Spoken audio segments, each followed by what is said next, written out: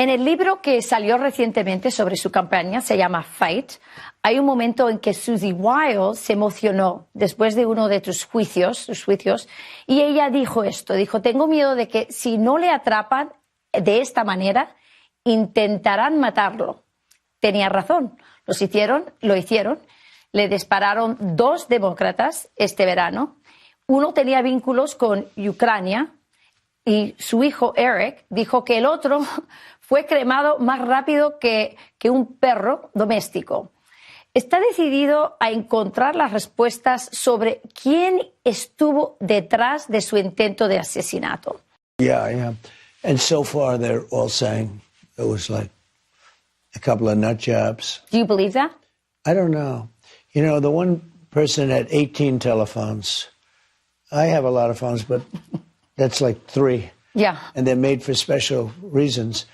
I don't know what to believe in it. I really don't.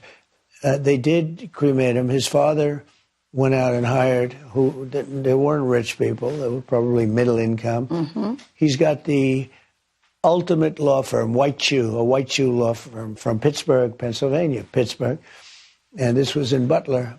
So they went to Pittsburgh and they have a lawyer that, IBM would hire. Right. Where did he get these, this person? The other one had, the original one, the one from Butler, had 3 apps, and 2 of them were foreign-based. And I'll be honest, it has not been explained to me perfectly by other Secret Service or the FBI. We have 2 good people running that. And I would like to hear the explanation. Yeah. Even if it's not released to the public, I should be allowed to hear it. Amen. And I might very well release it to the public. But I wouldn't say it's been suitable yet. Who has 18 phones? And why were 2 of the other ones? And why they cremated him? You're right. Very quickly, it was all gone. So you and I will be talking about it maybe in the future. I hope so. Entrevisté a un rehén que usted logró librar durante el ceasefire entre Israel y Hamas. Él es de Argentina y está muy agradecido con usted. Sin embargo, su hermano sigue en cautiverio. Está desesperado para que su hermano regrese a casa y sabe que la guerra está complicando su regreso. Escuche esto. Primero que debo decirle al presidente Trump es gracias. Porque yo soy muy consciente que si hoy estoy aquí, vivo y hablando contigo, es gracias a los esfuerzos del presidente Trump y toda su administración. En eso no tengo ni la más mínima duda. Y lo segundo es que el tiempo avanza y se acaba. Para los rehenes cada segundo puede ser el último en el que estén viviendo, el último segundo de la vida. Están con captores locos que en cualquier momento pueden tomar un arma y dispararles.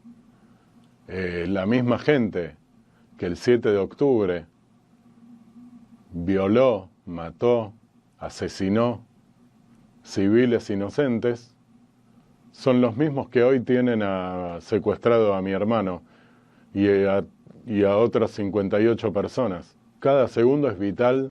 ¿Cuál es su mensaje para él? Well, I know him, and he's a great guy, and his brother's in, and he's been really shaken up by it, and just a fantastic, pretty young guy. And his brother, I asked him and 10 other people. We got out quite a few. But there were 10 came into the Oval Office, and I asked them, how many are there? They said 59. And I said, well, that's good. They said, well, only 24 are living. It's wild, right? Mm-hmm. So in other words, how many? They said 59. You've been hearing that number, 59 a lot. It's 59. But as of today, 24 are living. But I've also spoken to parents who know that their son, in this case I think all sons, are dead. Mm-hmm. But the mothers are saying, almost more importantly, we have to get the body of our son, as though the son were alive. It's amazing. It's so tragic.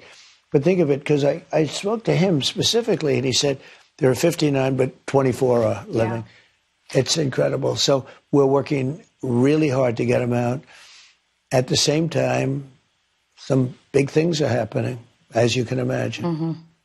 Yeah. Do you believe that his brother will come out? Do you believe that you will? I think he's got a good chance. I hope so. I mean, we're trying to. Yeah. We're trying to. We're going out of our way because a lot of people would say, look, we have to go and do what we have to do. We're trying very hard to get them out. You know, we got quite a few out, but it's very time consuming. They let one out. They'll let two out or three out. Sometimes they'd be okay, and sometimes they're in really bad shape. Yeah. Really bad shape. Yeah, the war is definitely complicating their... I asked him one question, and he was in the group. 10 people came to the White House to thank me. It was really nice. I said, when you were captured, how was it? They said, almost indescribable. They almost couldn't talk about it, but they were kept in a pipe. You know, you hear caves, but it's really not a cave or a tunnel. It was a pipe, and the pipe wasn't much taller like than that. A fairly large pipe, but not a pipe where you can stand up in. And they were there for a long time, and they thought they were going to run out of air, et cetera, et cetera. I said, during the time that you were there, one was there for like 500 days and 300 days. And I said, did you ever have any, were there any people who, like, said, hey, wink at you, like, don't worry, you're going to get out. Yeah. Or here's a little extra bread or an extra meal or something. Was there any of that? No. I said, didn't some, like, out of hundreds of people, didn't somebody wink at you and say, like, you're going to be fine, we're going to get you out of here? Mm-hmm. No. You know, the Holocaust, as bad as it was, there were a lot of stories where people got helped. Yeah. They said there was zero. He said, all we got was slapped. We didn't get helped. We got slapped. Yeah. And there was no love. There was no warmth. There was no nothing. Yeah. It's pretty amazing. Yeah. It's why he's so sad. He's so sad for his brother. Hey, Sean Hannity here. Hey, click here to subscribe to Fox News YouTube page and catch our hottest interviews and most compelling analysis. You will not get it anywhere else.